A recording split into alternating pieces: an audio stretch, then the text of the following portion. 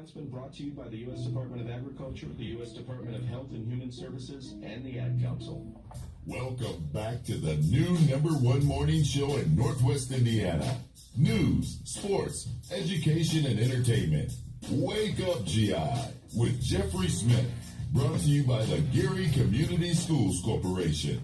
All right, we are back. Once again, it's a beautiful Thursday. It's the 7th of September, 2023, and this is Wake Up GI with Jeffrey Smith. We're having very informative morning this Thursday. Once again, we want to give a shout out to Dr. Lewis of the Urban League, who was just here talking about the scholarship fair. But we've got some great information, and those of you listening to the show know that this is something kind of deep, tried and true to me. I have a lot of sympathy and a lot of just for people who are going through, obviously, Alzheimer's and different forms of dementia, but also the caregivers, because I think a lot of times we don't get to talk about them. I just found myself in that situation, and it was because of the resources that were directed to me that I even got through it, because I knew not what I was doing. It was a big undertaking, but it's one of the best things I've ever done in my entire life, and I mean that when I say it. So I'm so happy to welcome Miss Angela Relaford to the show, representing the Alzheimer's organization. And so I want to say good morning. Good morning, Jeffrey. Nice to be here. Nice to be here. What's the name of your organization? I don't just want to refer to it as the Alzheimer's organization. No, it's the Alzheimer's Association. Okay, all right. Alzheimer's Association. I'm affiliated with the Greater Indiana chapter, which Right. encompasses Northwest Indiana. Yeah. So I've been volunteering since 2019. Wow. Now, what got you there? I'm going to get into the organization, then we'll talk about the event. But, I really like to kind of hear the stories and the journey, because, as I said, this is kind of something very personal to me. But, what made you kind of come to that? Did you have some personal experiences with this? And Most then after definitely. that, you came out and you said, I want to continue to help and help people find resources. Is that what happened? Definitely. I've always been, I remember watching Mr. Rogers as a kid. He told the story about how his mom said always look for the helpers. Yes. And I've always been a helper Okay. since I was a little kid. I would help the big kids, and everybody always turned. They said, "Well, Angie can do it. Angie can do this. Angie can do everything." I'm like, "No, I can't." Right. But my mom had dementia. Yes. My grandfather, her father, had Alzheimer's. Yeah. One of my best friends, his mom had Alzheimer's. This was back in 2008, and she passed. And then in 2005, we realized my grandfather had it. Wow. And he died in 2014. Yes. So it's touched my family.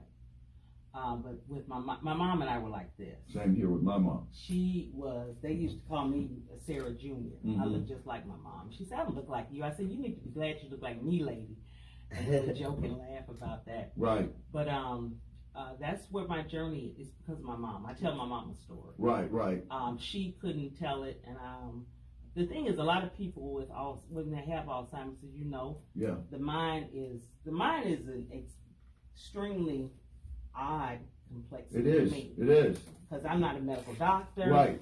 But the way Alzheimer's comes in, it just snatches your loved one away Yeah. from you. That's really what it does. It snatches them. The way I've always described it is because, as I was very close to my mother, I'm the only child. Oh. And so for me, it was as if my mother would become lost in herself, because she was still in there, but her mind was not allowing her to communicate. Sometimes it would be very childlike, and it was just a lot, in particular for a strong, independent woman who, nurtured me, raised me, went above and beyond, raising me, all the way until she passed, and to kind of watch her kind of fall in herself. And my grandmother, my father's mother, also had a dementia. I think she was more or less diagnosed with Alzheimer's, and watching him kind of suffer, because my father did not know how to deal with it at all. He, kind of, we at that time, he kind of put her in a nursing home, and we kind of had to check on her like that. With me, I took my mom into my home, and I kind of tried to take, but it was only because, and Chelsea, knows who I'm talking about, but because I got introduced to this young lady who started her own business, who specialized, I even got through it. So the sympathies are there, and I can totally relate to what you're talking about. Yeah, that's true. And when you said, because I didn't know what to do. They go into themselves. Yeah, they It's do. like, and watching my mom and watching my grandma, these are people my mom was my first best friend. Right. So you're looking at somebody that you have kind of modeled your life Yeah, after, have conversations, looked up right. to, watching my grandfather. He wasn't a very tall man, but he was in my mind this force. Yes, I got you. And watching what the disease did and watching him kind of whittle down. Right. And one of my good friends, when I moved to Ohio, she said, it's like you're having to mourn for your loved one twice. Yes. And that's the best way to put it. I mourned for my mom, the mother that I knew and loved. I watched her go away. Right. And it's almost like they say they're going to their second childhood. Yes. That is so true. It is. But it's odd because she would have moments. The short-term memory was gone. Right. But she would go back to when she was in the mill back in the 70s. Right. And let her friend Jimmy Jones come up there and visit her. That's what would happen. She would go right back and she started talking about, Jimmy, you remember yesterday we did X, Y, Yes, Z? yes. And the thing is, I always tell people you have to meet them where they are. You have to. You can't get upset with an Alzheimer's or dementia patient. It's frustrating to you, but imagine how it is for them. Because I can look at my mother and see some days, you can tell when their mind's kind of working. She'd be trying to figure something out, struggling. Right. Struggling. I remember one day I said, Mama, you need to, this was when Dad still had her at the house, you need to eat some food. You haven't eaten anything. And she stood, and she would go to the refrigerator, open it up, and just look at it. Right. She knew that she needed something, but she couldn't even fix a sandwich at that point. No, I can totally relate to it. And she would say, Angie, I ate yet. I ate what she would think she That ate. she ate. I just ate. Yeah. But Mom, you didn't. Yeah, I need You anything. ate dinner last night. Right. So you have to kind of play mind games and tricks with her, and don't be patronizing. Still remember that I still have to remember that was my mama. No, and I'm glad you brought that point because I want to get into what the Alzheimer's Association, the resources that you provide, because I don't mind admitting that, going into this situation that I found, as I look back and as I was looking at myself at the time, I consider myself to be one of the most selfish people on the planet because I, once again, was the only child. I was becoming very frustrated with the fact that I didn't have my mother as I knew her. And, as I said, looking back now, it was the best thing for me. And even with everything, whatever's happened, it's still to this day the best thing that I ever did, that I was able to take care of her. But as you said, you have to have a certain amount of patience because you have to come to this acceptance that you can't be more of the problem. This person needs to be your help. I mean, if they're not having the conversations with you, if they don't recognize you, if a lot of things that can hurt your feelings, you have to be able to shrug it off and make sure that they get the attention and the care they need. And sometimes that even means calling for help like you guys. Yes. I'm glad you mentioned calling for help. The Alzheimer's Association has a 24-hour helpline. Yeah. That I would call. You can call to ask questions, to get any kind of questions you have. I remember calling one day. My mom was pacing the floor. Was visiting back from Ohio. 3 o'clock in the morning. She was going through the Sundowners. She had the blinds and curtains open wide. Yes. At 3 in the morning. I'm downstairs and I heard. I'm like, what is going on up there? I go up there. She had an egg on the had a pot on the stove. Right. With nothing in it. Yeah. The water had evaporated. Now, what if I wouldn't have come upstairs? My dad was back there. He was knocked out asleep. Listen, you can. It's hard. Yeah. And I said, well, Mama, what are you doing? I said, it's 3 o'clock. I know. And it just kept going. Right. But I called them just to have somebody to talk to. But if you call the 800 number, I'll give that number up. It's 1-800-272-3900. Right. 24/7. Somebody is going to pick that line up. They'll be able to give you some resources, answer some questions for you. Just have somebody on the other end that understands what you're going through. Right. And it's very important. You mentioned caregivers. Yes. My dad wanted to keep my mom in the home. And I understood why he did. They were married for 49 years before she passed. Yeah. He said, Angie, I don't want to put her in a home, make her feel like I'm putting her away. Right. I said, well, Daddy, they have it set up so you can go up there anytime you want to. Mm-hmm. And believe me when I say that Jimmy Rellifer was up there, I think he might have missed 7 days. Right. In, almost 4 years. That was his life partner. Mama was there. Yeah. He knew that she wouldn't want her clothes to be washed with everybody else. And so every day he took her clothes home. Right. He would wash her clothes. He'd bring her clothes back. He ironed. He made sure she was okay. Yeah. So I said he still got to be there with Mama. Because you bring up something, and I've never had to go through this, but as you were describing your father, I can only imagine because, you're talking about your life partner who you build a life with, and it's very sometimes there's a lot of guilt, I would assume, that is associated with the fact that, okay, things are getting a little difficult. I'm going to institutionalize my partner, and the house and the home that we've built together, I'm going to take him or her and put them in a facility. And yeah, I'll visit, but I'm going to, it just seemed like there would be so much guilt. And so, like I said, organizations like yourself, you all provide those kind of support groups and those answers for people that are trying to wrestle with it, because there's a boatload of feelings and emotions that come through once the diagnosis is kind of confirmed. And then, like you probably know, and a lot of other people listening, is that this thing moves quickly. Sometimes it seems like, yeah, he or she might be forgetting just a little something, and then one day it's just like, what? Yeah. Yeah. Exactly. Yeah. Yeah, and it's different for every person. Like I said, we found out my grandfather. Yeah. After my grandmother died, she died in 2005, and a few years later, Right. we had taken him to Munster for the Father's Day luncheon they had up there. Right. We come back home, and I'm like, what's that noise in the basement? I'm thinking if there was an intruder.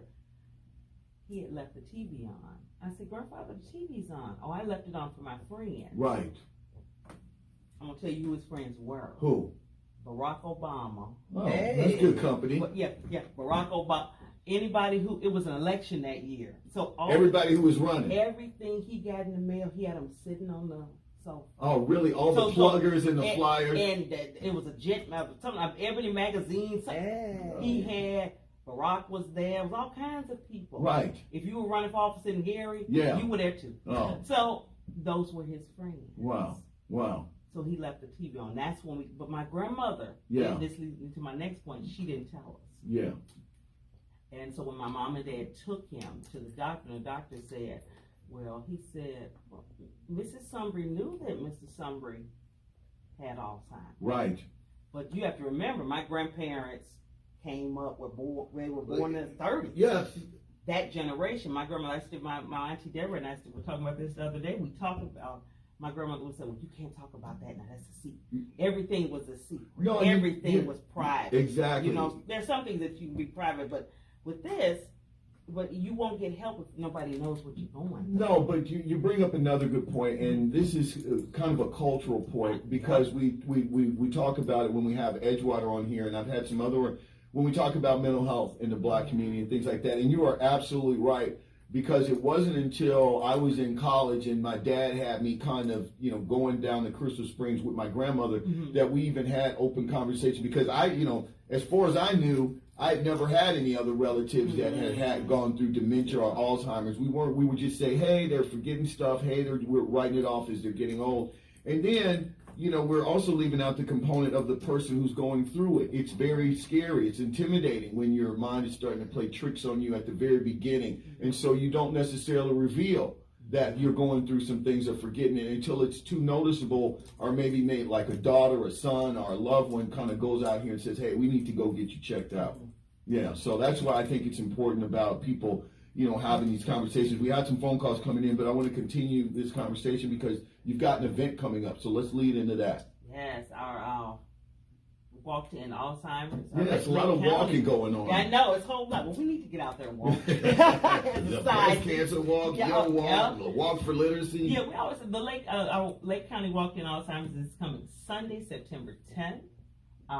Registration is still available. Nice. It's still available. We still have room for everybody. Please come on. Our numbers are down. So we're trying to boost up people. Come on out. You don't have to walk. You can just come out and be with us. Okay. I'm not going to walk.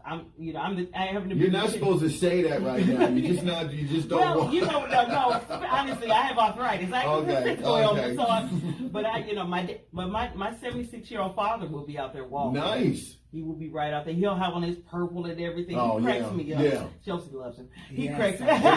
Deion Sanders said, you look good, you play good. That's so he's right. going to be dressed for he's going to be ready. So we're going to start at 1 o'clock. Yeah. We have our the flower ceremony. Okay. Where everybody, that is so beautiful. What is that? It's different colored flowers represent different things in Alzheimer's. Right. The purple flower represents someone who, if you've lost somebody with the disease. Yes. And I should know them all by heart right by now. find them. It's a lot of flowers. It's yellow. Okay. Yellow Right. is, I think the caregiver. The caregiver. Okay, that makes sense. Don't quote me. She's gonna find it. Okay. Because I forgot. I should know. And You I got a don't. lot on your plate. Yeah. Angela. We got yellow, orange, blue, and purple. Okay. And then the white flower represents the cure for the disease. Oh. So you'll see all these flowers out there at 2 o'clock. We'll start our flower ceremony at Promise Garden ceremony. Yeah. It's called at 2 o'clock. Yeah.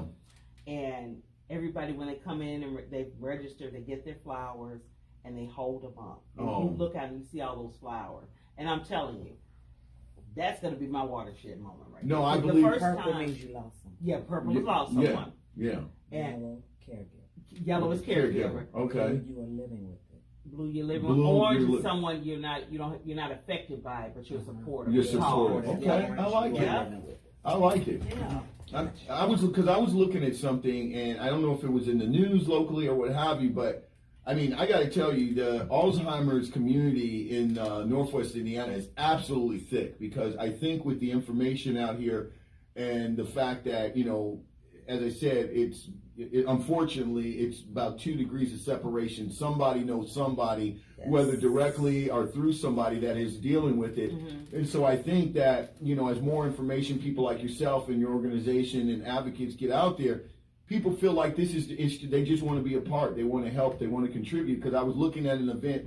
I don't know if this was Porter County or something, but it was. Isn't this Alzheimer's Month or Alzheimer's Awareness Month? I don't know. Maybe it is. But I just saw an event going on just not too long ago. You know, a lot of groups. Now, my group, I saw the purple. Yep, I have a family group. Relevant Rebels is what I call them. Nice. And but different family groups, organizations, Yeah. you form a group, they will have fundraisers. Okay. So you have a lot of those going around in the area, Yeah. in the region. Yeah. Some people Maybe have, that was it. That's what it sounds Yeah. like. You know, some people have chili cook bake-offs or cook-off. You know, Exactly. Well, I'm different there things, for that. You know. Yeah. Just show it up. You know, a few years ago when we started in 2019, I had a bake sale. Oh. So the Rebels did a bake sale Yeah. to raise money.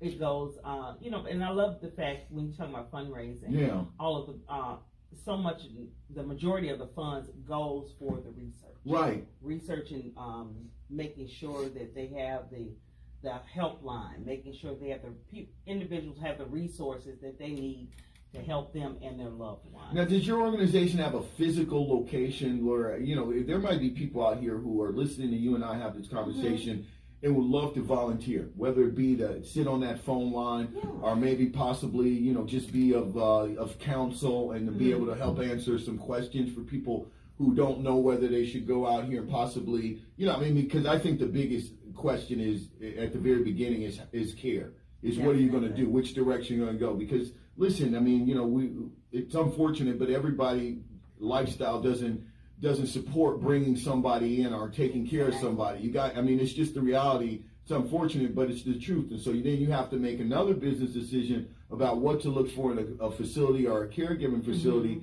and things like that. And you need people who have expertise or at least familiarity with the resources to kind of navigate you. Exactly, and that's where that 800 number comes. Okay. In. You can go to you can call 1-800-272-3900. Yeah. And they'll be happy to give you helpful information. Or you know, if you're tech savvy, go online. alz.org/Indiana. And then you can find all sorts of information for our state.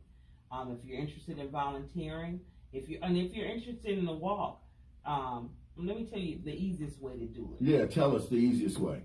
Everybody knows how to Google, right? I think so. If they don't, then that's a whole nother set of problems. You know, put in, like, if you go to Google, put in Lake County, put in Walk to End Alzheimer's, Lake County, Indiana. Yeah. It'll come right up. Yeah, so it'll come right up because I did it myself just to make sure before I got on here, didn't want to sound like a fool. It'll come right up and it'll show Sunday, September 10th. Sunday, September 10th. Once again, give the location. Oh, Wicker Park. I forgot to say that. We're going to be in Wicker Park. Yeah, I love Wicker Park. Oh, Wicker Park's great. Absolutely. Yeah, so out in Highland. Yeah. And Chelsea's going to be our MC. Yeah. Like I said, we're going to start at 1 o'clock. If you haven't registered, you still have time to register. You can register yourself, attend. One thing I didn't get to to do this year. What's that? And I'm going to put it out in the atmosphere because I don't think I've said it publicly. Okay. But I'm going to say it Well, this is the publicly. place for it. I'm going to say it. One thing I want to do, and I've always said I want to get more of my black people. I want Okay. everybody. I'm here for everybody. There you go. But I'm a black woman. Okay. And I'm concerned about my people because, like we say, we keep too many things undercover. We don't want to talk about everything. I want to see more of our black churches involved. Uh-oh. I'm gonna say it. I'm All gonna right, say it. let- I'm gonna stop. Listen, I'm not going to abandon you, but I always like to be very clear because I don't want to leave here. Then all of a sudden I see a bunch of Lincoln Continentals and Range Rovers and Cadillacs following me home and shaking me down. You're not lying. No, Mr. Jeffrey Smith just said, Angela Yvonne Relaford proudly Exactly. said that she wants to see more of our churches Exactly. involved. If you think about it, you have an aging, Mm-hmm. congregation. Mm-hmm. And I look at my church. I go to Greater Grace in Maryville. Okay. Shout out to Greater Grace, my pastor, Rodney C. Griffin. Okay. Tell him don't follow me. Oh. But those are the individuals that we need to reach. Right. Their families. Their No, I agree with you totally. You know, because these congregations are full Yes. of people who either are going through it or know somebody, Exactly. and so it seems like that's a fertile ground for the To information. me, it does. Yeah. And and then I'm like, well, you have your walk on a Sunday. I'm gonna tell you this. You're right. I understand that, but we'd love to have you come out to Wicker Park with us. Right. But if you can't be there, like in 2020 when we had the pandemic, Right. we walked where we were. Yeah. We have individuals that won't come and they, for whatever reason, they won't be at the walk, but they've registered. Right. If you have your church, you can still go to church, have church. But after church, guess what? Y'all walk around the church and that's your walk. All right. Now I'm just saying, I'm putting it out there. you're throwing the gauntlet down, and Again, I'm watching you, Angela. Okay. Angela All right. Yvonne Relaford said this. All right. Not Jeffrey Smith. All right. And I stand by it. But we can do that. I didn't get a chance to do that this year, but I'm putting it out there for next year because unfortunately I had a You stroke. want to see more? first. Oh, really? Yeah, I did. And it kind of put me back a little bit, Yeah. but God. Yeah. But that's something I want to see happen. Yeah. I want to see more of our churches involved. Listen. Because it's important, because it's affecting people within our churches. Yeah. And like you say, if you don't think you know somebody who's affected by Alzheimer's, I guarantee you do. They You just do. haven't said it. They just haven't told you. Don't know. Yeah, absolutely.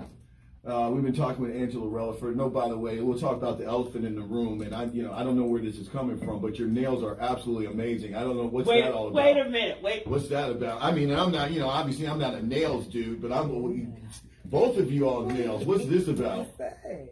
I was distracted. I have to laugh because I love my nails. Yeah. I think my nail tech was actually on here the other week. Last week. Cheryl. Oh. But let me say. Yeah. Cindy's girl. Yeah, I love her. Okay. But since I've been sick, I haven't been there. These are press-ons. Yeah, well, those aren't sick people's these nails. from the beauty supply. You don't tell all the Oh, secrets. I won't tell You you. just heard Dr. Seabrook say we don't want to know how the sausage is made. But you know what I'm gonna tell you. Remember I told you I'm a helper. I believe in helping people. You need some help. All right. So I right now I went out and I got me some press-ons, and they need to be a little hooked up a little bit. You didn't go to M&M, did you? No, I didn't. Okay, no, good. I didn't. All right. You don't like M&M? No, that's what I know. I don't know a lot about this stuff. No, actually, I got these from Hair to Beauty. They're in Maryville. Okay. But I do love M&M, and they will have their sale on the 19th, half off. No, I just want the listening audience, and there are people watching this online, but you are very emotive with your hands during the course of this interview, and I'm just looking at these claws that are just like, they're like platinum, and I'm just like, yeah, we're going to get to this before she gets out of here. I got to know what's up with that. Oh, that's hilarious. But absolutely. But Angela, once again, I want to thank you for really coming here. And we're having fun making light, but this is obviously a wonderful event, very serious, and I like that you all are providing resources because this is an ongoing thing. There's more and more information that comes out every year, and it's good to be out there and put a face with with access to the resources. So I want to just thank you for what you're doing, and keep up the good work, and go out there and support this Alzheimer's Walk. Okay, thank you so much. I'm glad. Pastors. All right, we're gonna